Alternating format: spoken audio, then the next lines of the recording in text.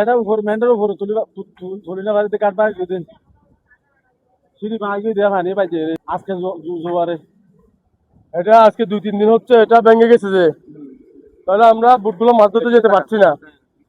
যদি আমরা বুটগুলো যখন যেতে পারছি না, আমাদেরকে এই সেনাবাহিনী সহযোগিতা করছিল, এটা আমাদেরকে ব্যাগ দেওয়ার জন্য গিয়ে করছে।